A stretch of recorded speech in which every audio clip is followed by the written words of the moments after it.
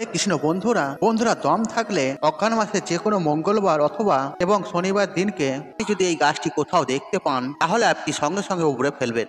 অথবা আপনি যে কোনো শুক্রবার দিন, শনিবার দিন এবং মঙ্গলবার দিন আপনি শিকড় সহ উপড়ে ফেলবেন, কোটিপতি হয়ে যাবেন। বন্ধুরা এটি এমন একটি চমৎকারী গাছ, যে গাছ আপনারা কিন্তু অতি সহজেই আপনার বাড়ির আশেপাশে আপনি হয়তো দেখেই থাকবেন। আর এই গাছটির নাম হচ্ছে নয়নতারা গাছ।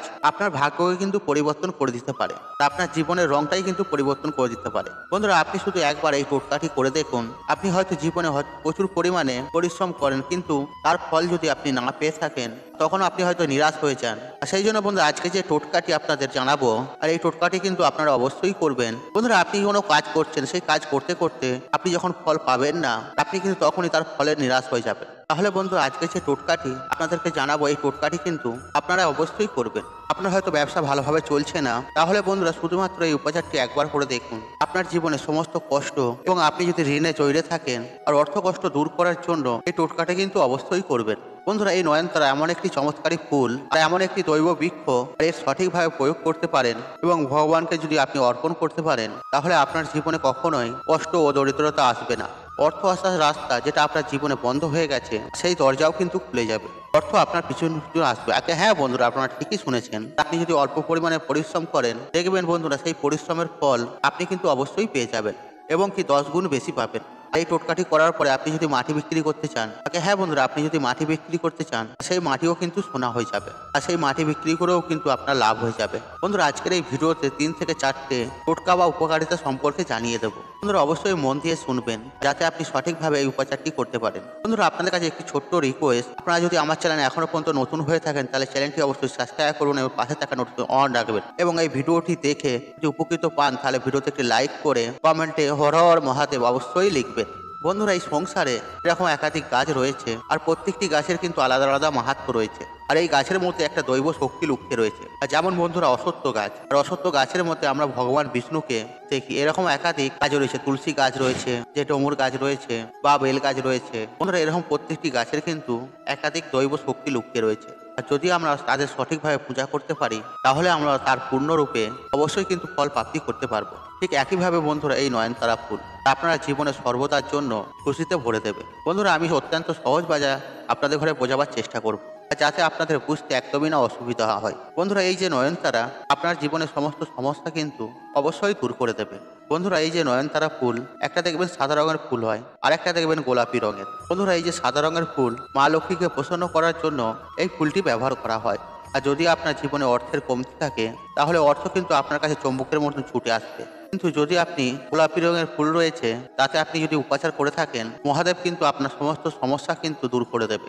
এছাড়া রাহু কেতু সম্পর্কিত যদি কোনো আপনার জীবনে সমস্যা থেকে থাকে, তাও কিন্তু দূর হয়ে যাবে। বন্ধুরা সবার প্রথমে যে টোটকাটি আপনাদের জানাবো, যদি আপনার ঘরে আশেপাশে এই নয়নতারার ফুল থেকে থাকে, বন্ধুরা যে সাদা রঙের নয়নতারা ফুল রয়েছে আর সেই ফুল আপনাকে নিতে হবে।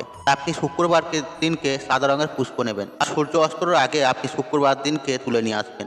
আপনি 27টা বা 31টা ফুল তুলে নিয়ে আসবেন। বন্ধুরা আপনি যদি 27 পিস তুলে নিয়ে আসেন, তার কিন্তু উপাচার আলাদা, আর 31 পিস যদি তুলে নিয়ে আসেন, তার উপাচার আলাদা। বন্ধুরা আপনাকে কিন্তু সাদা রঙের ফুলই কিন্তু আনতে হবে। তারপর আপনি আপনার বাড়িতে যে ঠাকুর ঘর রয়েছে আর সেখানে আসবেন, সেখানে একটি ঘিয়ের প্রদীপ প্রচলিত করবেন, আর মাটিতে আপনি একটা লাল রঙের কাপড় বিছিয়ে নেবেন। এবার আপনি কি করবেন, 27টি যে ফুল নিয়েছেন সেই ফুলগুলি দিয়ে একটা মালা তৈরি করবেন।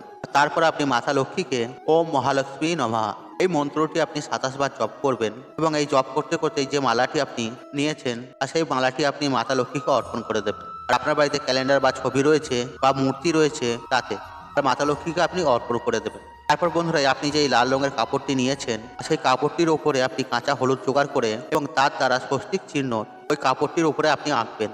যদি আপনি 27টি ফুল নিয়ে থাকেন, 27টি চালের দানা নেবেন।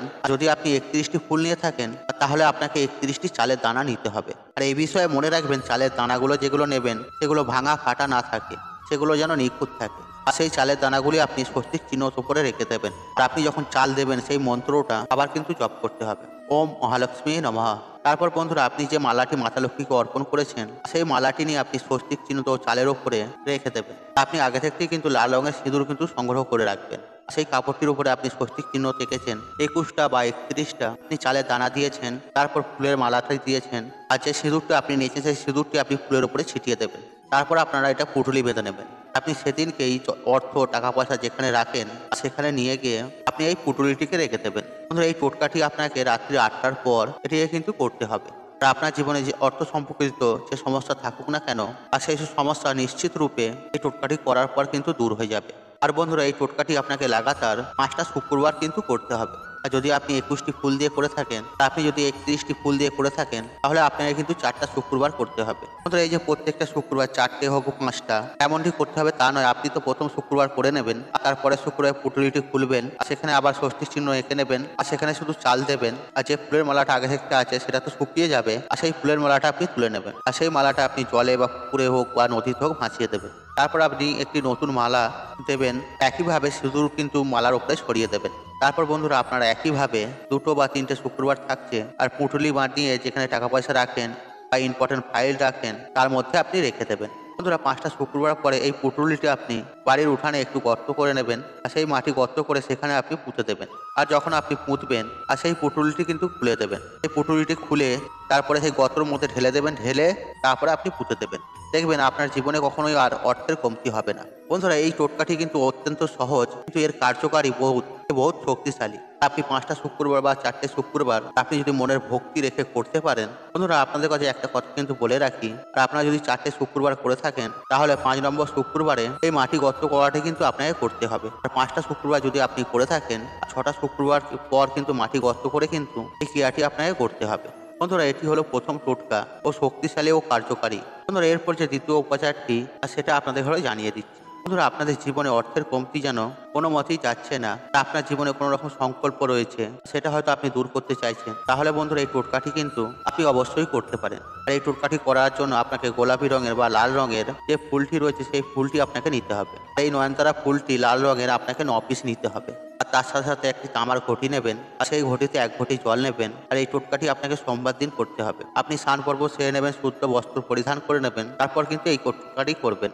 আপনি যখন শিব মন্দিরে যাবেন 9টা আপনি নয়নতারা ফুল তুলে নেবেন, লাল রঙেরটা নেবেন। এই যে আপনি 9টা নয়নতারা ফুল নিয়েছেন, তামার পাত্রটি নিয়েছেন, তাতে জল পরিপূর্ণ করে তাতে ঢেলে দেবেন। তারপর আপনার ওং নমঃ শিবায় এই মন্ত্রটি আপনি জপ করবেন 108 বার। এই জলটি আপনি যে কোনো সোমবার দিন শিব মন্দিরে গিয়ে শিবলিঙ্গে অর্পণ করে দেবেন। যখন আপনি অর্পণ করবেন আর তখন আপনার মনে যে ইচ্ছা রয়েছে, মনের বাসনা রয়েছে, যে উদ্দেশ্যে আপনি যে উপচারটি করছেন সেটি আপনি মহাদেবকে জানাবেন। তারপরে আপনি এই জলটি আপনি মহাদেবের মাথায় ঢেলে দেবেন। বন্ধুরা এটি যদি আপনি করতে পারেন, আপনার জীবনে যে সমস্ত ইচ্ছা মনস্কামনা রয়েছে সবকিছু পূর্ণ হবে, অথবা আপনার জন্মকুণ্ডলিতে শুক্র গ্রহ হয়তো খারাপ প্রভাব দিচ্ছে, এই সমস্ত কিছু দূর হয়ে যাবে। আর তার সাথে সাথে আপনার যে মনস্কামনা রয়েছে তাও কিন্তু পূর্ণ হয়ে যাবে। বন্ধুরা এই টোটকাটি কিন্তু আপনাকে 5টা সোমবার করতে হবে, কিন্তু আপনি একই টাইমে করবেন। আর যদি আপনি প্রথম সোমবার 9টা থেকে 10টার মধ্যে করেন, বাকি যে সোমবারগুলিতে আপনি করবেন আর সেই সোমবারগুলিতেও কিন্তু এই 9টা থেকে 10টার মধ্যে করবেন, কিন্তু একই টাইমে আপনাকে কিন্তু করতে হবে। বন্ধুরা তৃতীয় যে উপাচারটি রয়েছে সেটি আপনাদের ঘরে জানিয়ে দিচ্ছি।